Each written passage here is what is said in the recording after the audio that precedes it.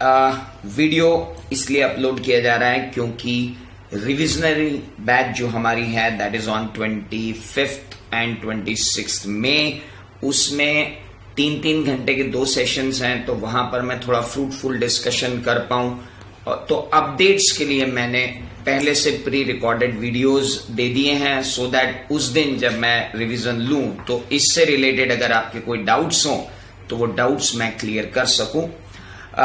Let's start updation before revision classes live at home. ये revision classes एकदम free हैं और आपके प्रोवाइज ऐप पर अब अवेलेबल रहेंगी उस दिन। टाइम टेबल आप एल्डाइन की वेबसाइट से देख सकते हैं। Let's start. Amendment in LODR guidelines. You all know LODR guidelines हम सब पढ़ चुके हैं, लेकिन कुछ अमेंडमेंट जो अप्लीकेबल हैं मई के लिए भी, दिस एग्जाम जो अब हमारी एक्सटेंड हो गई है उसके लिए भी, और नवंबर के लिए भी। So let's start and focus on these LODR। सबसे पहले LODR में इतने अमेंडमेंट्स आते क्यों हैं? देखिए सर, LODR आप लेकर आए हो तो क्यों लाए हो? ये डिस्क्लोजर रिक्वायरमेंट लिस्टिंग ऑब्लिगेशन की क्यों लेके आए हो? ताकि लिस्टेड एंटिटीज जो हैं और उनकी जो मटेरियल सब्सिडियरीज हैं, चाहे वो लिस्टेड हो या नहीं हो, एक बहुत इंपॉर्टेंट बात है कि लिस्टेड एंटिटीज पर तो लगना ही लगना है, और बहुत सारे प्रोविजंस मटेरियल सब्सिडरीज पर भी लगते हैं। अब वो मटेरियल सब्सिडरीज लिस्टेड हो या ना हो, लेकिन चूंकि उन मटेरियल सब्सिडरीज में पैसा किसका लगा है, लिस्टेड एंटिटीज का, तो बट नेचुरल है कि रेगुलेशंस में उनको तो लेके आना पड़ेगा। तो अमेंडमेंट्स क्यों ला रहे हैं इतने LODR में? सर, LODR में अमेंडमेंट्स इसलिए लाते हैं क्योंकि बड़ी अजीब सी प्रॉब्लम्स जो है सेबी के सामने आके खड़ी हो जाती है। इनमें से एक अजीब सी प्रॉब्लम पिछले 2-3 साल में सेबी को लग रही थी कि यार ये ऑडिटर जो है कभी भी रिजाइन करके भाग जाता है एब्रप्टली, और ऐसा देखा गया है कि क्वार्टर एंडिंग से पहले, इमीडिएट बिफोर कि जब रिजल्ट आपके आने हैं और पब्लिक में रिजल्ट आने हैं, पता चला ऑडिटर रिजाइन करके चला गया। अब ऑडिटर के रेजिग्नेशन वाला पॉइंट आपने पढ़ रखा है सेक्शन 140 के अंदर,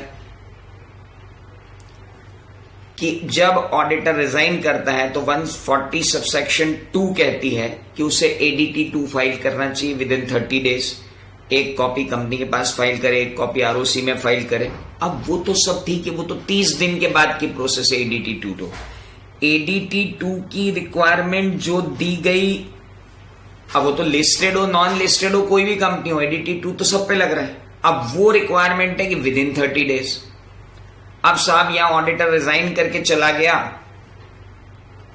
ऑडिटर ने रेजिग्नेशन तो कंपनी को पहले ही दे दिया, ADT 2 तो वो बाद में फाइल करेगा, ROC को तो बाद में पड़ा, पब्लिक डोमेन पे तो बाद में चीजें जाएंगी कि भाई क्यों रिजाइन किया। ADT 2 में रीजन भी देते हैं, लेकिन इस बीच ऑडिटर के इस तरीके से रेजिग्नेशन से शेयर मार्केट में जो हलचल मच जाती है उसको कौन संभालेगा?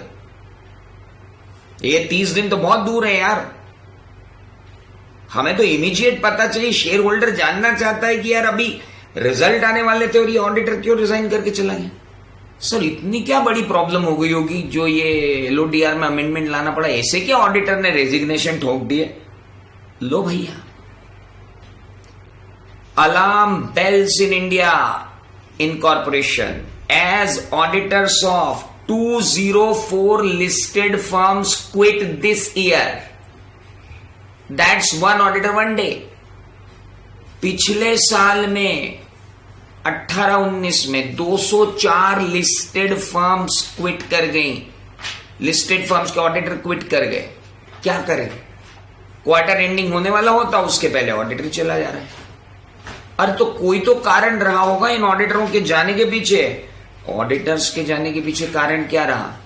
देखिए जरा, कारण दिया है 2016 से प्रॉब्लम चली आ रही है। ये जब से नया कंपनीज एक्ट आया है और इसने सारी रिक्वायरमेंट्स ऑडिटर के ऊपर रिस्पॉन्सिबिलिटीज बढ़ाई हैं, ऑडिटर की रिस्क्स बढ़ी हैं, उसके बाद से ये रेजिग्नेशन बढ़ते गए। 16-17 में तो कोई रीजन ही नहीं दिए, 2 ऑडिटर रिजाइन हुए, चलो कोई बात नहीं। 17-18 में 5 लिस्टेड एंटिटी के ऑडिटरों ने रिजाइन कर दिया बिना किसी रेजिग्नेशन के। 18-19 में 23 लोगों ने रिजाइन कर दिया बिना किसी रीजन के। बट 18-19 के बाद चूंकि एलओडीआर आ गई और उस एलओडीआर के अंदर जो लिस्टिंग ऑब्लिगेशन और बाकी सारी चीजें आ गई, तो उसके बाद थोड़ा सा ये हुआ कि भाई जो नो रीजन स्टेटेड है वो कम हुआ। ऊपर से एमसीए ने भी प्रेशर डाला कि भाई आपको रीजन तो देना पड़ेंगे, तो फिर साहब रीजन आए। 2019-20 के कुछ 32 ऑडिटरों का फिगर लिया हुआ है यहां पर। 19-20 में 11 ऑडिटर बोलते हैं हम प्री ऑक्यूपाइड हैं तो हम छोड़ रहे। 7 ने कहा हमारा कोई रीजन नहीं है।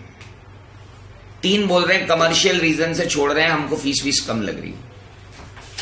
अनसेटिस्फैक्टरी रिस्पॉन्स टू क्वेरी के कारण 3 लोगों ने छोड़ दिया। 2 लोग इसलिए रिजाइन कर गए क्योंकि वो डिस्क्वालीफाई हो रहे थे। पर्सनल रीजन से 2 लोग छोड़ गए। बैड हेल्थ और प्री ऑक्यूपेशन एक बंदे ने कहा। नॉन पेमेंट ऑफ फीस एक बंदे ने कहा। Resign due to alignment with group और सब्सिडरी ऑडिटर्स के साथ हमारी नहीं बन रही इसलिए हम जा रहे। कारण देखिए आप रेजिग्नेशन के। नाउ अब किसी लिस्टेड एंटिटी के ऑडिटर के जाने से क्या इतना बड़ा फर्क पड़ जाता है? हां जी, बिल्कुल पड़ जाता है। मनपसंद बेवरेजेस लोअर सर्किट हिट कर गया सर। 6 सेशन के अंदर 55.24% डिक्लाइन हुआ जब डिलाइट हस्किंस एंड सेल्स ने क्विट किया।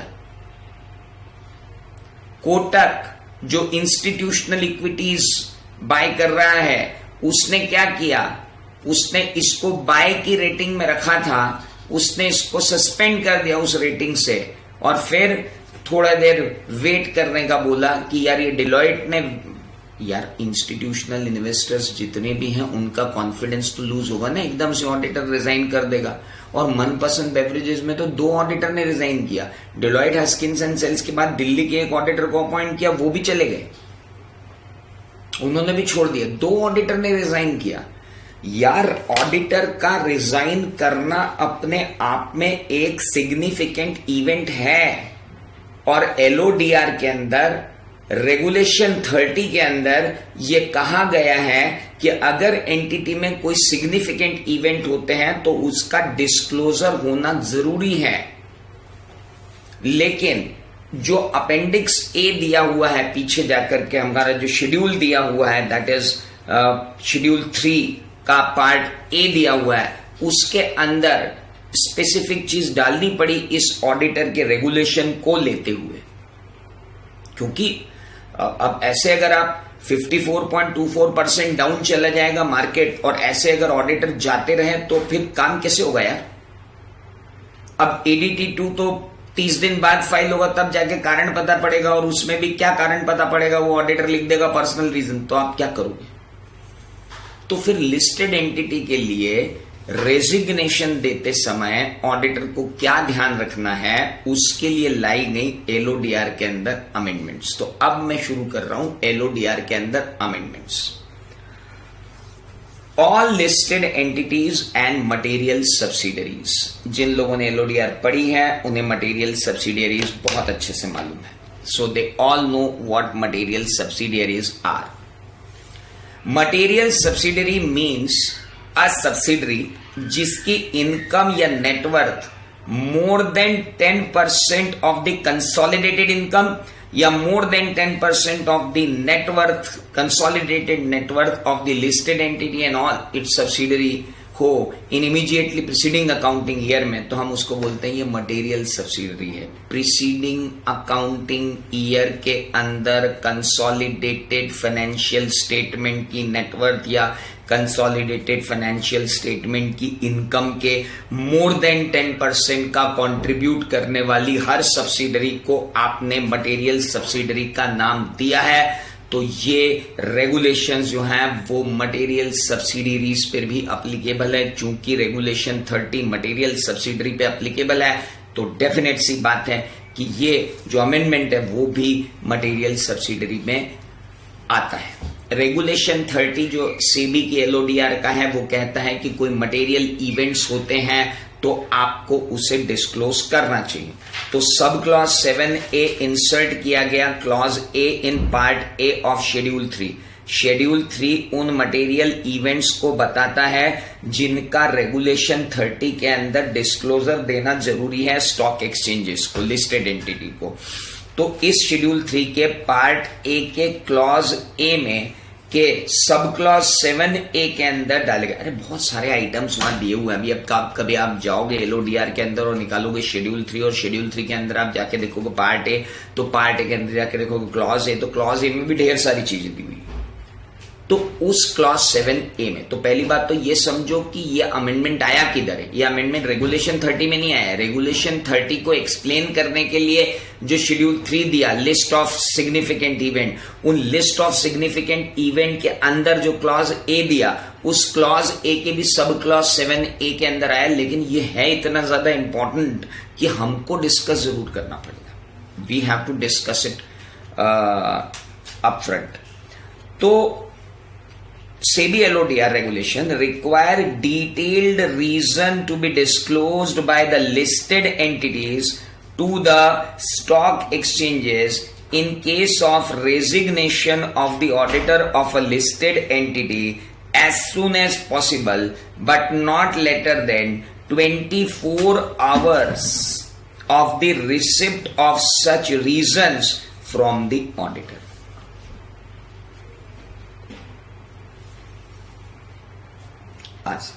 ऑडिटर ने रिजाइन किया, ओके। जैसे ही लिस्टेड एंटिटी के ऑडिटर ने रिजाइन किया, वैसे ही रेजिग्नेशन होते ही auditor of the listed entity ने जैसे रिजाइन किया, रिजाइन करने के बाद जितनी जल्दी हो सके, as soon as possible, but not later than 24 hours of the receipt of such reason from the auditor, आपको कम्युनिकेट करना है उस लिस्टेड एंटिटी को, अपने स्टॉक एक्सचेंज को। It should intimate to its stock exchange कि सर हमारा auditor resign कर गया है, नॉट लेटर देन 24 आवर्स। अब जरा एक बात समझें कि ऑडिटर रिजाइन कैसे करता है। How do an auditor resign? सबसे पहले अगर ऑडिटर को रिजाइन करना है तो अब मुझे जाना पड़ेगा स्टैंडर्ड्स ऑन ऑडिटिंग में। क्यों ऑडिटर रिजाइन कर रहा है? देखो सर, अगर वो रिजाइन इसलिए कर रहा है क्योंकि वो SQC 1 के अंदर इंडिपेंडेंस को फॉलो नहीं कर पा रहा है और उसको रिजाइन करना पड़ेगा, तब तो कोई दिक्कत नहीं। कारण दे दे कि सर मैं इंडिपेंडेंस फॉलो नहीं कर पा रहा हूं इसलिए रिजाइन कर रहा हूं, no doubt about it. Sir वो इसलिए रिजाइन कर रहा है क्योंकि ऐसे 210 में जो उसको प्रीमाइसेस अवेलेबल करवाई थी आपने, जो आपने उसको preconditions to an audit का आश्वासन दिया था, बाद में पता चल रहा है कि आपकी प्री कंडीशंस का आश्वासन ही पूरा नहीं हो रहा है। मैं आपसे जितनी इंफॉर्मेशन मांगना चाह रहा हूं आप मुझे इंफॉर्मेशन नहीं दे रहे हो। डेलॉइट ने मनपसंद बेवरेजेस में इसीलिए रिजाइन किया क्योंकि वो जो इंफॉर्मेशन मांगना चाहते थे कंपनी वो इंफॉर्मेशन नहीं दे रही थी, और वो इंफॉर्मेशन ना मिले तो मैं ओपिनियन कैसे दूं। फॉर दैट रीजन रिजाइन करेंगे। अब अगर आप रिजाइन करेंगे तो कैसे करेंगे? सर रिजाइन करने से पहले आपको खुद ही स्टैंडर्ड्स ऑन ऑडिटिंग बताते हैं, SQC बताते हैं, वेरियस स्टैंडर्ड्स ऑन ऑडिटिंग है जिनमें आप रेजिग्नेशन करेंगे तो कैसे करेंगे। सबसे पहले आप कम्युनिकेट करते हैं किसको? Management and those charge with governance को। ये मैं स्टैंडर्ड्स ऑन ऑडिटिंग की प्रोसीजर बता रहा हूं। I am not going with LODR right now I am talking about the procedures to be followed at standards on auditing. अगर मेरे scope पर रिस्ट्रिक्शन लगाओगे, अगर मुझे इंफॉर्मेशन नहीं दोगे तो मैं मैनेजमेंट एंड दोस्त चार्ज विद गवर्नेंस को जाकर के बताऊंगा, ऑडिट कमिटी को बताऊंगा कि साहब मुझे इंफॉर्मेशन नहीं मिल रही है। उसके बाद manage audit committee board of director से बात करेगी, या मैनेजिंग दोस्त चार्ज विद गवर्नेंस, जहां ऑडिट कमेटी नहीं है वहां मैनेजमेंट बोर्ड ऑफ डायरेक्टर आपस में बात करेंगे। बात करने के बाद ये डिसाइड करेंगे कि भाई ऑडिटर को ये इन्फॉर्मेशन क्यों अवेलेबल नहीं करवाई जा रही, ऑडिटर को इन्फॉर्मेशन अवेलेबल करवाई जानी चाहिए। अब अगर वहां से रिस्पांस आ जाता है और आपको इन्फॉर्मेशन मिल जाती है तो आप क्यों रिजाइन करोगे? आप बिल्कुल रिजाइन नहीं करोगे। लेकिन उन्होंने आपको कोई इन्फॉर्मेशन नहीं दी, ऑडिट कमेटी की भी नहीं सुनी और इन्फॉर्मेशन नहीं मिल रही है। अब अगर इन्फॉर्मेशन मिल ही नहीं रही है तो मेरे पास एक ही चारा है कि मैं ऑडिट कमेटी को बोल दूं कि सर मैं विड्रॉ कर रहा हूं, मैं आपको लास्ट टाइम बता रहा हूं कि मैं अब जा रहा हूं, मैं रिजाइन कर रहा हूं, ये मैं आपको बता रहा हूं और अब मैं 1, 2, 3, 4 दिन के अंदर रेजिग्नेशन दे दूंगा। ये बात आप मैनेजमेंट एंड दोस्त शायद विद गवर्नेंस सब लोगों को समझ लें कि मैं यहां से रिजाइन कर जाऊंगा। ऐसा नहीं होता कि एक दिन ऑडिटर ने बोल दिया जैसे आर्टिकल 6 में कि हमने सिम बंद कर ली, फोन बंद कर लिया, घर चले गए। ऐसा नहीं होता, वी आर सो प्रोफेशनल।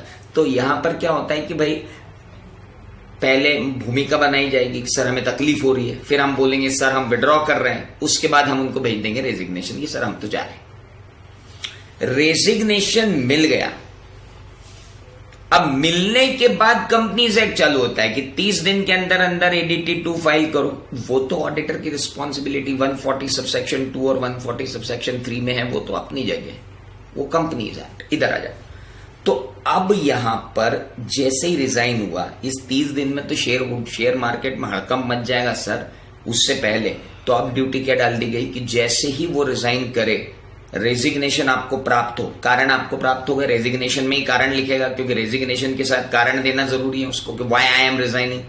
तो रेजिग्नेशन के साथ ही आपको कारण मिल गए, मतलब इनफैक्ट रेजिग्नेशन से ही 24 आवर्स के अंदर receipt of resignation to the company, उसको 24 आवर्स के अंदर अंदर कहां पे इंफॉर्मेशन देनी है। 24 hours of receipt of such reason from the auditor, they have to file intimation to whom?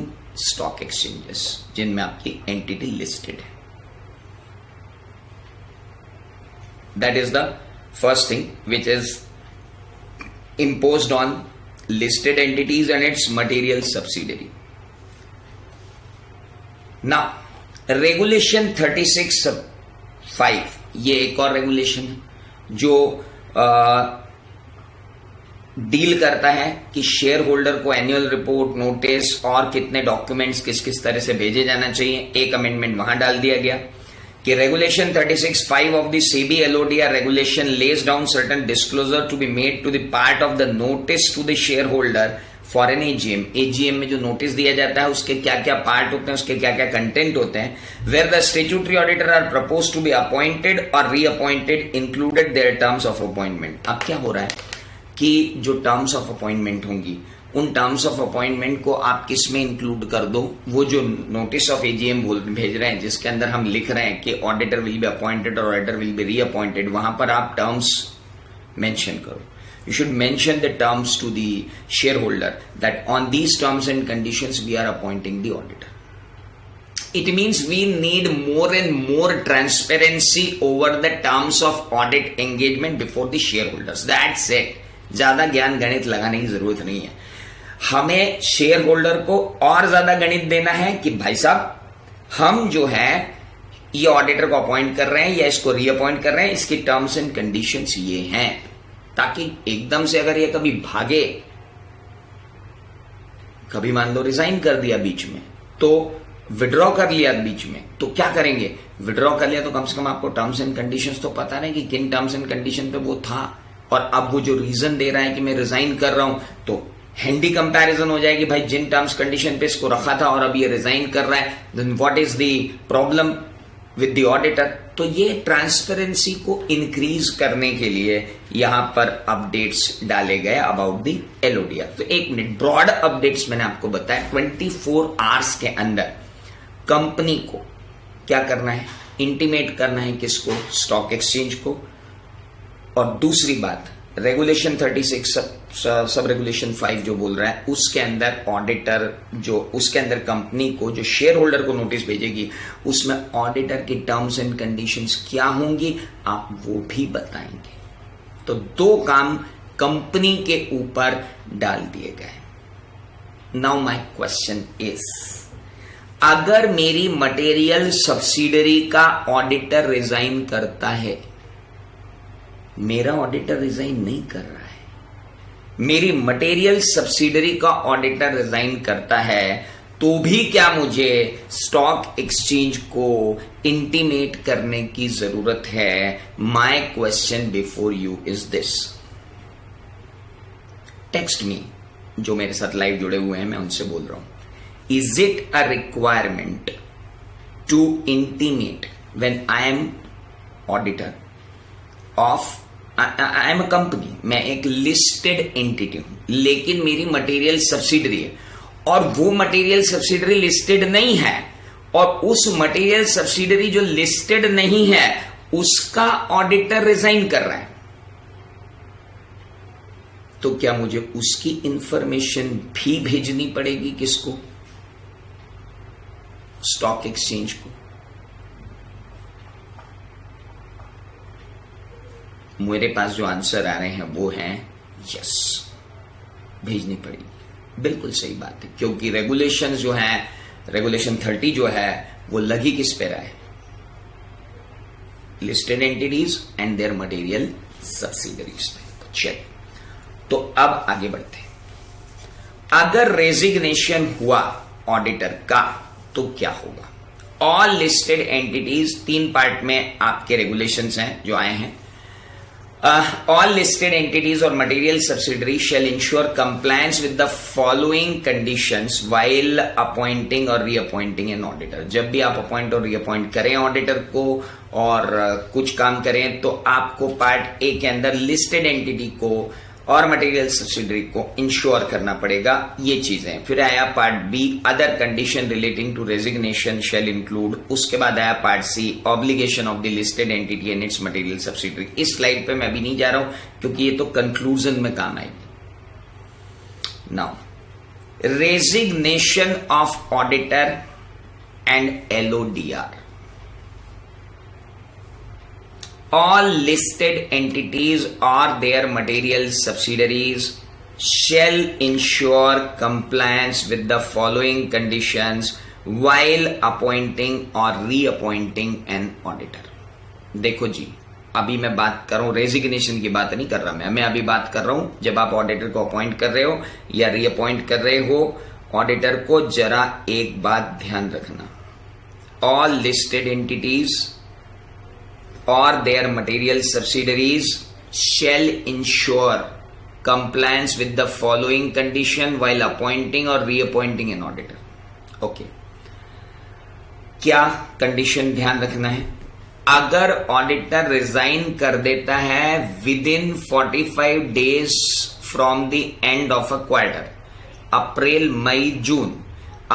मई जून के खत्म होने के 45 दिन के अंदर अंदर अगर आपका ऑडिटर रिजाइन करता है, तो ऑडिटर को रेजिग्नेशन देने से पहले इशू करना पड़ेगा जो लिमिटेड रिव्यू ड्यू है या जो ऑडिट रिपोर्ट उस क्वार्टर की ड्यू है, वो आपको देनी पड़ेगी। लेकिन ध्यान रखना, यहां लिखा है बिफोर रेजिग्नेशन। जब आपको क्वेश्चन पूछा जाएगा ना बच्चों, तो क्वेश्चन में ये पूछ लिया जाएगा कि ऑडिटर ने रेजिग्नेशन दे दिया, उसके बाद कहा कि मैं अपने इस क्वार्टर का रिव्यू या ऑडिट पूरा करके जाऊंगा, रेस्ट अश्योर। सर, आप अपने रेजिग्नेशन लेटर में, आप तो रेजिग्नेशन ही नहीं दे सकते सर जब तक आपने लिमिटेड रिव्यू या ऑडिट रिपोर्ट पर साइन नहीं कर दिए हैं पिछले क्वार्टर के। आप रेजिग्नेशन नहीं दे सकते। बिफोर सच रेजिग्नेशन आपको ऑडिट रिपोर्ट या रिव्यू रिपोर्ट देनी पड़ेगी। That is most important. आपको घुमाने के लिए क्वेश्चन बनाया जाएगा यहां से। देखिए, चीजें जो है ना, अगर आपको मैं चार्ट और डायग्राम्स से पढ़ाऊंगा ना तो मैसी हो जाएंगी, समझ ही नहीं आएगा कि क्वेश्चन कहां से बनता है। क्वेश्चन यहां से बनेगा। अगर क्वार्टर के एंड होने के 45 दिन के अंदर अंदर बंदा रिजाइन कर रहा है तो ऐसा रेजिग्नेशन देने से पहले ऑडिटर स्वयं ये इंश्योर कर ले कि प्रीवियस क्वार्टर की report they the. Okay. Second, if auditor resigns after 45 days from the end of a quarter of the financial year, मैंने तो 45 दिन के बाद रिजाइन किया, then the auditor shall before such resignation issue a limited review or audit review for such quarter as well as next quarter। Sir मैं तो अप्रैल मई जून के बाद जुलाई अगस्त सितंबर में 25 अगस्त को रिजाइन कर रहा हूं, यानी अप्रैल मई जून क्वार्टर की तो मैंने रिपोर्ट भी दे दी है ना।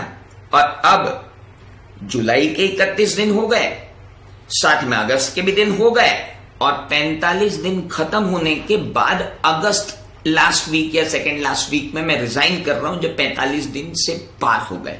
तो बेटा अब तुमने वो रिपोर्ट तो दे दी, अब एक काम करो कि जब तक जुलाई अगस्त सितंबर के क्वार्टर की भी रिपोर्ट नहीं दे देते तब तक तुम्हें जाने नहीं देंगे।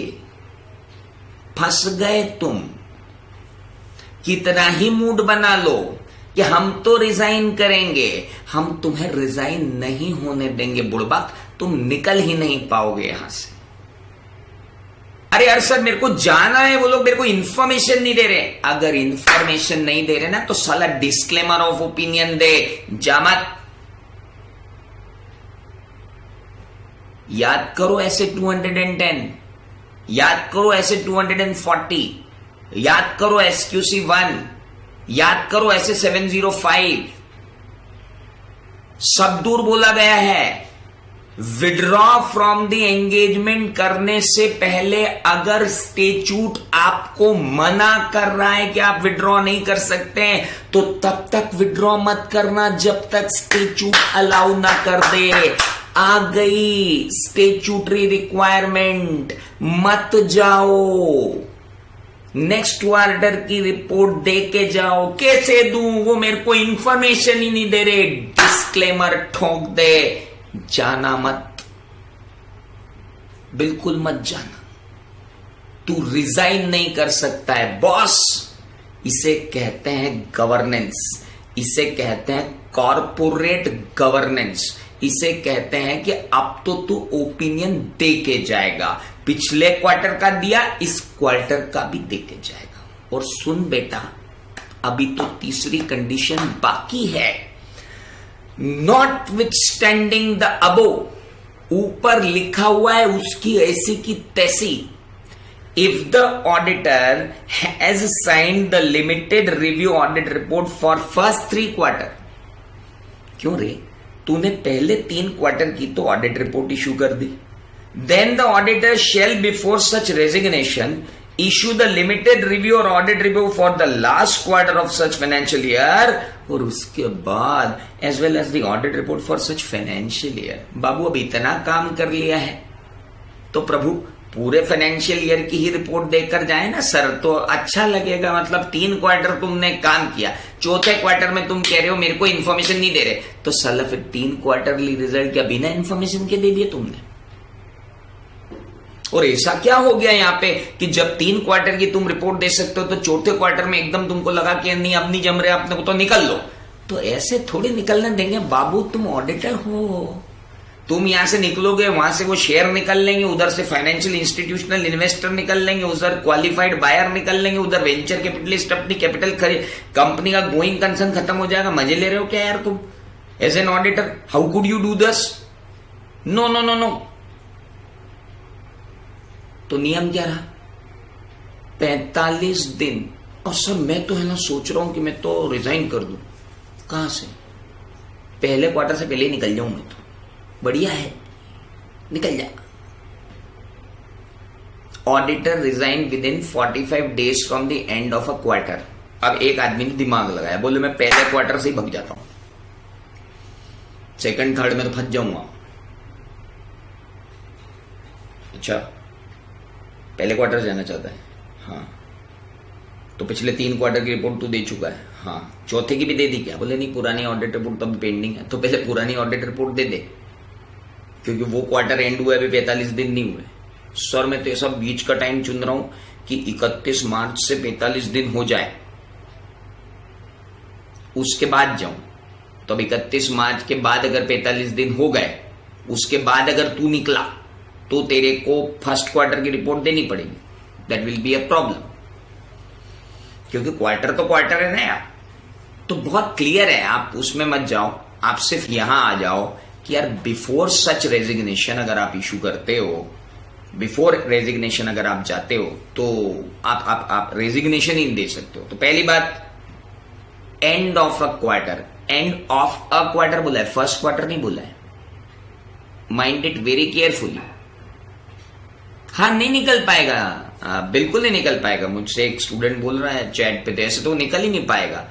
निकल पाएगा ना, निकलने के लिए हमने तरीका दिया है, ऐसे थोड़ी कि आपको बांध दिया है। आप अपना काम पूरा करके जाओ यार, ऐसे बिना क्यों हम रोक रहे हैं क्या आपको? आप पहले क्वार्टर की रिपोर्ट दे दो, चले जाओ, दोनों क्वार्टर की रिपोर्ट दे दो, चले जाओ, अब फाइनल रिपोर्ट दे दो, चले जाओ। ऐसे बीच में काम छोड़ के मत जाओ यार। और वो मेरे को इन्फॉर्मेशन नहीं दे रही, मैं काम कैसे करूं? काम नहीं करना, डिस्क्लेमर देना, तेरे को दिया ना रिपोर्ट में, काम खत्म हो गया। हाँ, तो कैसे निकल पाएगा आप ही बताओ ना। चलो आप आओ, यहां पर क्या दिया है? फर्स्ट क्वार्टर दिया है क्या? Auditor resign with in 45 days from the end of a quarter. तो चौथा क्वार्टर एंड होना भी तो क्वार्टर एंड होना है। पिछले साल का चौथा क्वार्टर एंड होना भी तो क्वार्टर एंड होना है। अब नया क्वार्टर एंड अगले बार आएगा, तो इंटरप्रिटेशन तो हर जगह है। तो आप इसको इस तरह से लूप होल में ले लिया उन्होंने तो पूरा ही। अब जब तक क्लैरिफिकेशन नहीं आता कि ये फर्स्ट क्वार्टर है, तब तक तो मैं तो लूप होल में ही लूंगा। तो चलो या लूप, फर्स्ट क्वार्टर किसने बोला? अ क्वार्टर बोला रे बाबा, एंड ऑफ अ क्वार्टर। अब दूसरा बोला 45 days from the end of a quarter of a financial year. तो फिर अगले क्वार्टर की भी देखे जाए। और उसके बाद बोला 3 क्वार्टर का अगर कर चुका है, एक फाइनेंशियल ईयर के 3 क्वार्टर का कर चुका है, तो फिर चौथे का भी करके जा। तो चौथे का तो वो ऑटोमेटिकली करवा ही रहे ना, आपसे पूरा ऑडिट रिपोर्ट ही ले रहे हैं, फिर आप जाओ। तो सर अब मैं रिजाइन कब कर सकता हूं ये बताओ।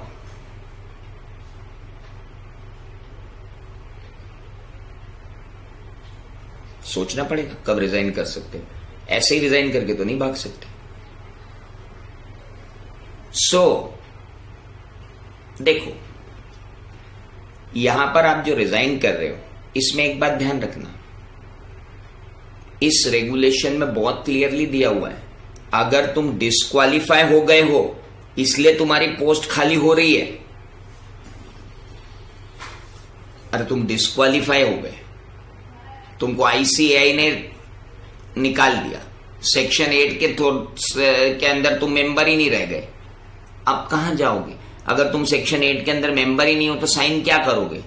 इसलिए आखिरी में जाके इस रेगुलेशन ने कुछ कहा है, वो आप पढ़ना, बहुत क्लियरली बोले कि 141 की कोई डिस्क्वालिफिकेशन आपने होल्ड कर ली और उसके कारण आप छोड़ रहे हो, तो ये सब करने की जरूरत नहीं। डिस्क्वालिफाइड आदमी से हम रिपोर्ट नहीं साइन करवाने वाले वहां पे, बहुत क्लियर। तो बच्चों अभी इसके कोई डायग्राम तो नहीं बनाना है ऐसे, मतलब यूं टाइप के, यूं 45 दिन और यूं और यूं और यार फाइनल में अपन यार ऐसा मत करो यार। चलिए मैंने आपको इंटेंशन बता दिया। तो अगर विद इन 45 डेज आप जा रहे हो from the end of a quarter, एक क्वार्टर एंड होने से 45 दिन के अंदर जा रहे हो, रेजिग्नेशन के पहले उस क्वार्टर को साइन करो, 45 दिन बाद जा रहे हो तो अगला क्वार्टर भी साइन करके जाओ, 3 क्वार्टर साइन कर दिए हैं तो बाबा चौथा भी निपटा जाओ यार, फिर निकल लेना यार, भी इतनी जल्दी क्या है आपको। चलिए हो reporting of the concerns with respect to the listed entity and its material subsidiary to the audit committee. हाँ, ऑडिट कमेटी हमें अच्छे से मालूम है। अब जरूरी नहीं है कि जो मटेरियल सब्सिडरी हो, उसमें ऑडिट कमेटी हो, तो जहां ऑडिट कमेटी नहीं होगी वहां पर बोर्ड ऑफ डायरेक्टर्स रहेंगे. Now very important, reporting of a concern with respect to the listed entity, its material subsidiary to the audit committee.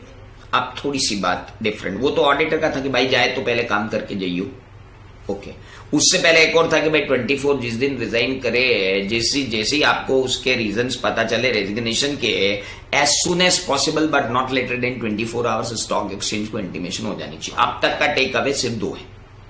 तीसरा, इन case of any concern with the management of the listed entity or material subsidiary such as non-availability of information or non-cooperation by the management which may hamper the audit process. अभी तक अपन यही discuss कर रहे थे, है ना? We were discussing the same, no? हम वही तो डिस्कस कर रहे थे कि हम रीजन क्या ले रहे थे. हम रीजन यही ले रहे थे ना कि ऑडिटर क्या कर रहा है. हम रीजन यही ले रहे थे ना कि ऑडिटर क्यों रिजाइन कर रहा है, क्योंकि वो बोल रहा है भाई मुझे इंफॉर्मेशन नहीं मिल रही है. Okay. In case of any concern with the management of the listed entity और material subsidiary such as non availability of the information और non cooperation by management which may hamper the audit process, auditor shall approach to the chairman of the audit committee. Auditor जल्दी जाओ, chairman of the audit committee of the listed entity, and the audit committee shall receive such concern directly and immediately without specifically waiting for the quarterly audit committee meeting. जैसे ही chairman of the audit committee को आप दोगे, audit committee उसका संज्ञान लेगी और immediately संज्ञान लेगी. वो ऑडिट कमेटी मीटिंग का वेट नहीं करेगी. अब ऑडिटर ने अगर प्रपोज कर दिया है, if auditor proposes to resign, बोले तुम मेरे को इंफॉर्मेशन नहीं दे रहे हो ना, तो मैं तुम ऑडिट कमेटी के चेयरमैन तुमको बोल रहा हूं, मैं प्रपोज कर रहा हूं, मैं रिजाइन कर दूंगा. ये सारे कंसर्न्स मैंने आपको बता दिए और ये डॉक्यूमेंट भी मैं आपको दे रहा हूं. ऑडिट कमेटी के संज्ञान में मैं ले आया था ऊपर ही, ये सब कंसर्न मैंने ऊपर ही बता दिए थे. In case where the proposed resignation is due to non-receipt of the information explanation from the company, auditor shall inform the audit committee of the details of information explanation sought and not provided by the management as applicable. देखो सबसे पहले तो जाओ और audit committee के chairman को बताओ, वो इंतजाम करेगा, आपको इंफॉर्मेशन देगा. फिर भी नहीं दी, मूड बनाओ कि अपन रेजिग्नेशन दें. मूड बनाओगे तो प्रपोज रेजिग्नेशन ड्राफ्ट करोगे. प्रपोज रेजिग्नेशन ड्राफ्ट करोगे तो उसमें सारे ऑल कंसर्न्स जितने भी तुम्हारे हैं वो ड्राफ्ट करोगे. उसमें सारे रेलेवेंट डॉक्यूमेंट लगाओगे कि ये इंफॉर्मेशन मैं इनसे मांग रहा हूं, ये मुझे ये इंफॉर्मेशन नहीं दे रहे हैं और ये मैं ऑडिट कमेटी को सबमिट कर रहा हूं कि साहब आप देख लो, मुझे मैनेजमेंट प्रोवाइड नहीं कर रहा है, ये मेरा प्रपोज्ड रेजिग्नेशन पकड़ो. On receipt of such information from the auditor relating to proposal to resign as mentioned above, audit committee है तो audit committee, board of director है तो board of director as the case may be shall deliberate on the matter and communicate its views to management and the auditor. लो भैया, audit committee deliberate करो और auditor को communicate करो यार कि क्या करना है. Very simple. अब मैं थोड़ा सा आगे आ रहा हूं, है ना, तो अब मैं थोड़ा और छोटा हो जाता हूं. वैसे मैं छोटा ही हूं.